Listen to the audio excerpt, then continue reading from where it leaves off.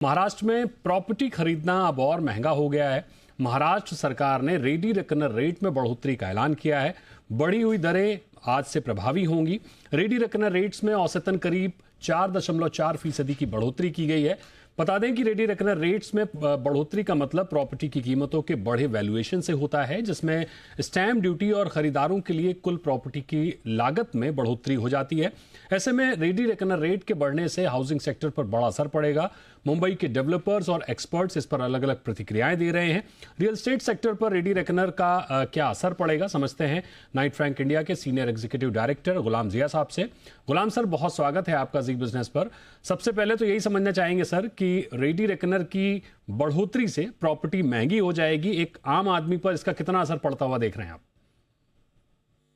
सबसे पहले तो मैं ये कहना चाहूंगा कि मैं थोड़ा सा मुख्तलिफ राय रखता हूँ इस बारे में। अभी जो आपने कहा मैं सुन रहा था, ये जो इंक्रीज है वो बहुत ही नॉमिनल, बहुत ही मामूली सा है। इसको अगर मैं एक्सप्लेन करने की कोशिश करूँ, पिछले 3 साल में गवर्नमेंट ने रेडी रेकनर रेट्स नहीं बढ़ाए हैं और उन्हीं 3 सालों में प्रॉपर्टी के दर, प्रॉपर्टी की प्राइजेस मिनिमम 30 से तकरीबन 80% तक अलग अलग मकानों की दरें, कीमतें बढ़ी हैं। तो अगर आप उसके सामने इस रेडी रेकनर वैल्यू के इंक्रीज को आंकें तो ये महज कोई 0.6% से ऊपर जाता हुआ नहीं दिखाई दे रहा, आधा परसेंट भी नहीं है आपके ट्रांजैक्शन कॉस्ट ओवरऑल। और जबकि उसके खिलाफ पिछले उन्हीं 3 सालों में जो डेवलपर्स ने प्राइसेस बढ़ाए हैं वो तकरीबन 70-80% तक बढ़ चुके हैं हाई एंड में। तो अगर आप वो 40-50 से 70% का जो इंक्रीज प्राइस वैल्यू में हुआ है, उसके सामने ये आधे % का इंक्रीज जो आप ट्रांजैक्शन कॉस्ट में दोगे, ये मेरे हिसाब से कोई कंपैरिजन ही नहीं है। तो जहां तक हम देख रहे हैं, अगर आप उसके एक्चुअल कीमतों को आंकें तो इस प्राइस इंक्रीज से या जो हम रेडी रेकनर वैल्यू की इंक्रीज की बात कर रहे हैं, इससे एक्चुअल ट्रांजैक्शन पर कोई बहुत बड़ा फर्क पड़ता हुआ नहीं दिखाई दे रहा। अगर मैं एक छोटा सा एग्जांपल लूं, कोई शख्स जो 10 लाख रुपए का मकान खरीदने वाला था कल, और अगर आज वही 10 लाख रुपए का मकान खरीदता है तो उसको महज 300 से 400 रुपए एक्स्ट्रा पेमेंट देनी होगी इसके अंतर्गत, जिसके चलते ये रेडी रेकनर वैल्यू कीमतें बढ़ी हैं। तो ओवरऑल ये कोई बहुत बड़ा इंपैक्ट नहीं है और इसे तो बहुत पहले हो जाना चाहिए था। दरअसल रेडी रेकनर वैल्यूज जो है वो मार्केट को दर्शाती हैं कि मार्केट में वैल्यू क्या चल रही है, उसके हिसाब से गवर्नमेंट अपने रेवेन्यूज वगैरह को आंकती है। पिछले 2 सालों में इन्होंने नहीं बढ़ाया है और इसका मतलब ये है कि जो फर्क है रेडी रेकनर वैल्यू और मार्केट वैल्यू में तकरीबन 40-50% का ऑन एन एवरेज वैल्यू में फर्क हो गया है, जिसके कारण चिंताएं बढ़ रही हैं कि लोग शायद कैश ट्रांजेक्शन करना शुरू करें।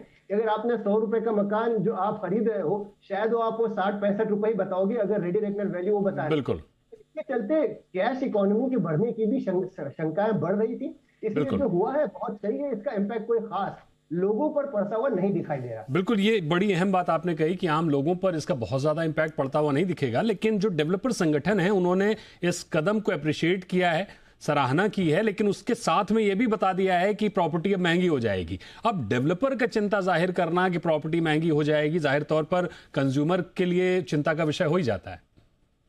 नहीं, देखिए, आप यही समझे ना कि उन्हीं डेवलपर्स ने जो पिछले 3 सालों में अपने मकानों की दरों में 30 से 80% की बढ़ोतरी की है, वो ये नहीं बता रहे कि ये तो सिर्फ आधा फीसद ही बढ़ा है। तो अगर आप उसको कंपेयर करें, अगर दोनों में से किसको आप ज्यादा ब्लेम देना चाहेंगे, किसको आप दोष देना चाहेंगे, तो आपको साफ दिखाई दे रहा है दोष किसके पास है। गवर्नमेंट ने जो आधा फीसद बढ़ाई है वो तो कुछ मैटर ही नहीं करता। बिल्कुल, यानी इसका असर हम अगले हफ्ते देखेंगे, क्योंकि आईजीआर का डेटा कल ही हमने देखा है सर। 1500 से ज्यादा प्रॉपर्टी बिकी है, 15,000 से ज्यादा प्रॉपर्टी बिकी है एक महीने में, जो कि अब तक का शायद 2024 मार्च से सबसे ज्यादा प्रॉपर्टीज हैं।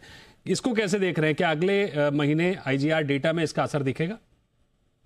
जैसा मैंने कहा है कि इस समय तक जो मार्केट चल रही है वो बहुत ही अच्छे नंबर ऑफ ट्रांजैक्शन बहुत हो रहे हैं, मकान अच्छी तादाद में बिक रहे हैं। डेवलपर्स के लिए कोई जरूरत ही नहीं है किसी किस्म की कोई शिकायत करने की। लेकिन एक छोटा सा पहलू मिला है शिकायत करने के लिए, जो मुझे नहीं लगता कोई बहुत इंपॉर्टेंट है, और आगे चल के शायद अगले 10-15 दिन, महीने भर में हमें इससे बिल्कुल पता चल जाएगा कि चूंकि आप जिसका जिक्र कर रहे हो मुंबई में होते हुए ट्रांजेक्शन, जो आईजीआर का आप नंबर बता रहे हो, वो सिर्फ मुंबई के ट्रांजेक्शन है। अगले चंद दिनों में हमें पता लग जाएगा कि इसके कारण कितना फर्क पड़ रहा है।